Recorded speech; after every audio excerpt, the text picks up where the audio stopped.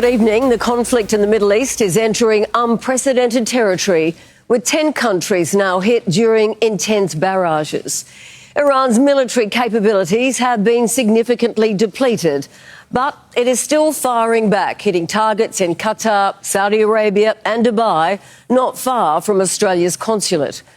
Operation Fury has fired up in response, taking out a government building where a new regime leader, the son of assassinated Ayatollah Ali Khamenei, has reportedly been elected as the war intensifies. Striking back against the US in the UAE. The aftermath of a suspected Iranian drone strike on the United States consulate in Dubai, not far from our own. All Australian personnel remain accounted for and safe. America is not deterred by acts of retaliation. In fact, the US and Israel only amplified attacks overnight.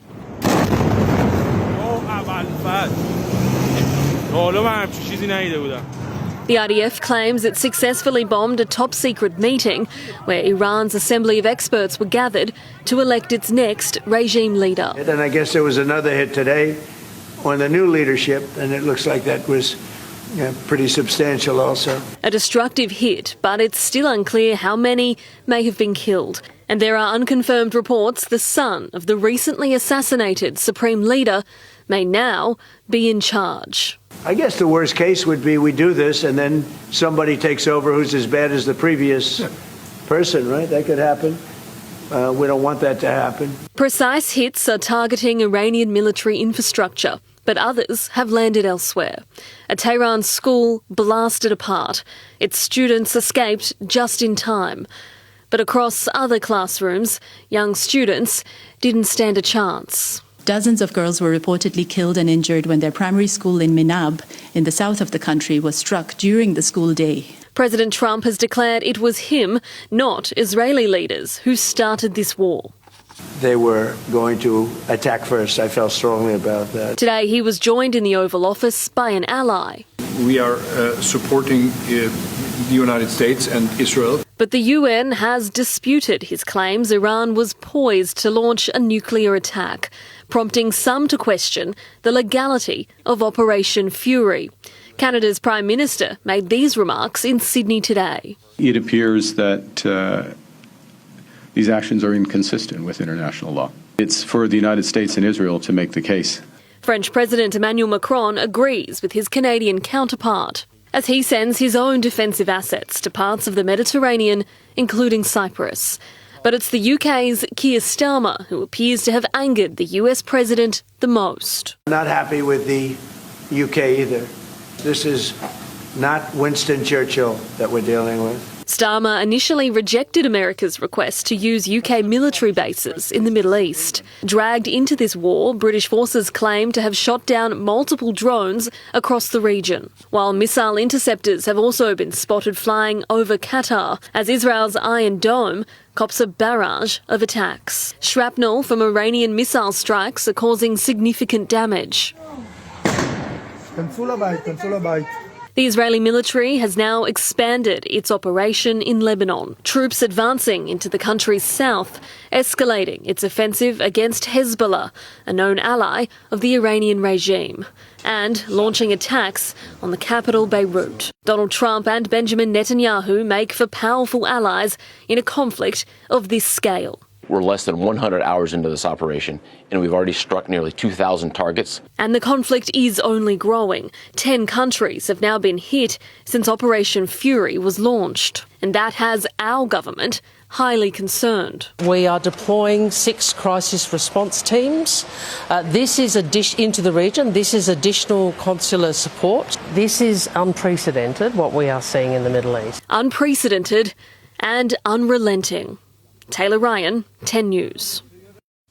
The first Australians to leave the war zone are now on their way home. An Emirates jet took off from Dubai today and is flying to Sydney with hundreds of lucky passengers on board. More than 100,000 remain in the Middle East, a handful managing to find their own way home after days of travel.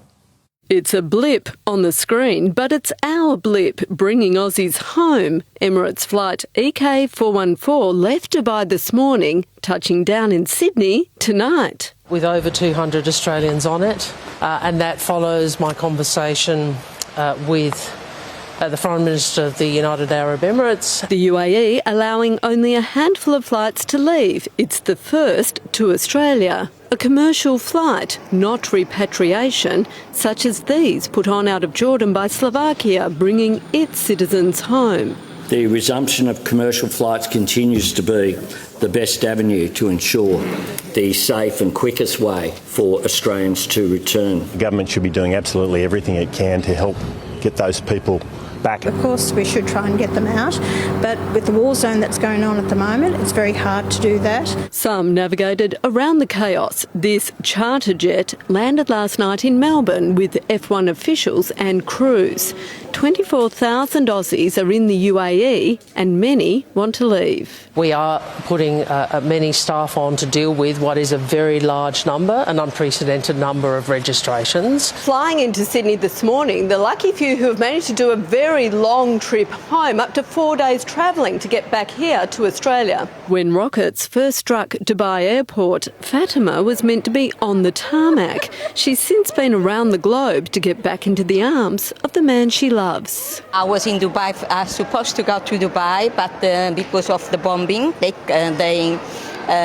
cancel everything. So I had to wait for the next day, buy another ticket and all that. I've been on this for 3 days nearly. Yeah, we made it. Came from London to New York to New Zealand to Sydney. And it was worth it. Ali Donaldson, 10 News.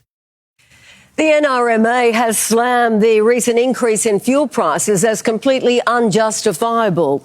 The rise in global oil prices is quickly flowing through to the pump, but companies are being blamed for ripping off families far beyond the impacts of the Middle East conflict.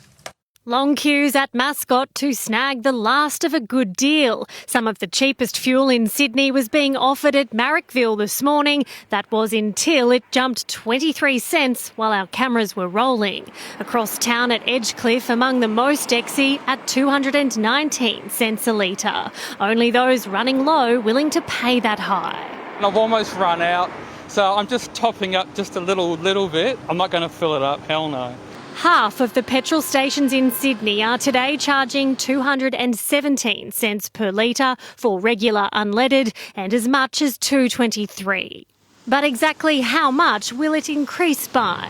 It could be anything from 25 cents to as much as $1 higher, which would put it somewhere in the mid to high $2 range. It depends how long the war goes for. The trucking industry is feeling apprehensive as it watches the rise in pricing. Diesel is the lifeblood of the Australian economy, and particularly for trucking, mining, construction. It is pushing for Australia to have 90 days of fuel in reserve, not its current stockpile of just over 30 days. In the short term, it wants the ACCC to monitor price gouging. With Sydney drivers currently being hit by prices as high as this, the NRMA claims oil companies are deliberately taking advantage of the crisis in the Middle East to jack up margins. Our warning is this: stop it, put your prices back down, families are suffering enough. Adding to the sting, before the missile strikes, prices were the cheapest since COVID. Sarah Naven, 10 News. They have dominated breakfast radio for decades, but today Sydney woke up without Kyle and Jackie O. The future for the pair very much up in the air after Jackie O quit, ending a more than 25-year partnership and a 10-year, $200 million deal. Golden microphone is on. But today it was switched off. The Kyle and Jackie O show, radio silent. Instead, presenter Smallsy and longtime KISS newsreader Brooklyn Ross addressed the breakfast show breakup. I haven't spoken to either of them on the phone since, this news was announced, so I don't even know what they're each thinking right now. But oh, totally. Yeah, I mean, it is like mum and dad. It's like when your parents pull you to the kitchen room and said, by the way, mum and dad are getting a divorce. We love you, but we don't love each other anymore. ARN dropping the bombshell last night in a statement saying Jackie O. Henderson cannot continue to work with Mr Sandilands, with Kyle given 14 days to remedy this breach. There's no bigger show. There has been no bigger show for nearly 2 decades now. And to have it end in such circumstances is a complete shock. For more than 25 years, they've been the king and queen of breakfast radio, but ultimately it was this conversation that would end their reign. But you're off with the fairies with this. Tell me where. No. Tell me where I've been off with the fairies during the show. I don't have to prove anything. No, you do. You can't accuse me of doing something and then say I don't have to say it. Listen to the program. You'll hear yourself. Oh, no. Jackie O hasn't been on air since. Kyle yesterday hosting solo what would have been the last of the Kyle and Jackie O show. On Monday, the shock jock spoke out about the spat. So I'm yet to speak to Jackie, but I've sent a message. What did you say? Just like, hey, sorry if I've hurt your feelings. Quite a short message. She did a few days later, just saying that she just needs to take a beat. It's not the first time Kyle has made headlines for scandal. The program was taken off air in 2009 after a segment where Sandilands used a lie detector to ask a teenager who'd been raped about her sexual experience. He said Australian actress Magda Zabansky could be skinnier if she was in a concentration camp, and then he called monkeypox the, quote, big gay disease. The advertiser side of things has been an absolutely huge issue for ARN because although the show has rated very well, particularly in Sydney, they've not been able to monetise it. Today, they were both lying low. Kyle's wife, Tegan, was spotted at their Vaucluse home, while Jackie's best friend, Gemma O'Neill, was seen collecting Uber Eats. Very different from public life they usually live. When the pair signed their contract with ARN, it was the biggest media talent deal in Australia. Now that's up in the air. Jackie O offered her own show, while Kyle must rectify the situation or risk having his $100 million contract torn up. This next stage could be one of the biggest radio legal battles we've ever seen. King Kyle always had so much confidence. We're probably the best in the world. Oh, you did not just say that. You didn't get that on camera, did you? I do that to make her feel uncomfortable. But this time, he pushed it too far. Zoe Martin, 10 News. The Federal Treasurer, Jim Chalmers, has acknowledged that the cost of living crisis facing many Australians is at risk of getting even worse as the conflict in the Middle East impacts everyday life here at home. The government, though, is confident it's well placed to handle what's coming, but not everyone is convinced. The opposition leader talks cost of living concerns at a small business. Things like chocolate, biscuits, alcohol. In one of Canberra's most affluent suburbs, the median house price here is $2.1 million. No one is immune from this cost of living crisis. As the Treasurer concedes, times will get tougher. People are under enough pressure as it is. Developments in the Middle East do risk making that worse. Inflation doesn't come from Iran. Inflation comes from Canberra. It's not just petrol prices expected to rise, but shipping costs and food, with concerns over a critical fertiliser imported by Aussie farmers from the Middle East. We no longer make urea, the most important fertiliser to make food, and without it we really can't feed Australia. We are really well placed to deal with what's coming at us from around the world. The Treasurer confident with today's national accounts showing Australia's economy grew at the fastest rate in almost 3 years, 0.8% in the December quarter, 2.6% for the year, but productivity was flat for the quarter. What we saw here was really the economy working harder, not smarter. And that risks the economy overheating and driving inflation higher, a concern for the Reserve Bank as it considers another interest rate hike. The Shadow Treasurer butchering Billy Joel to attack Labor's economic management. The Treasurer did start the inflation fire. The inflation's burning while the Treasurer is squirming. Even his colleagues were clearly cringing. Chloe Boris, 10 News. Well, the tide could be turning for one of the city's last remaining beaches with free parking as one council considers slapping on a fee. Randwick Council sees around 9 million visitors to its coastline every year. Most are from out of the area, and it says it's only fair that they start chipping in. For Karen and Janvi, the long drive from Penrith to Clovelly was worth it for these spectacular views and an ice cream, made even sweeter by free parking. I don't think I would come here if I had to pay for parking. But it's a prospect Randwick Council is exploring. In the beach, that the beach is free. I don't think that makes a lot of sense. But the Mayor says the current arrangement isn't fair either. Randwick Council manages 9 beaches from Clovelly down to Yarra Bay, and as it stands, locals are footing the bill to keep them clean, safe and patrolled, amounting to $23.5 million every year. Everyone is welcome to our beaches, but it's not fair that only locals have to pay 100% of the cost. Already there is some paid parking at Coogee at $5.50 per hour. To have a place like this, you need tourists. And the more tourists you get, the more money comes in. Randwick residents would be exempt, given a permit instead.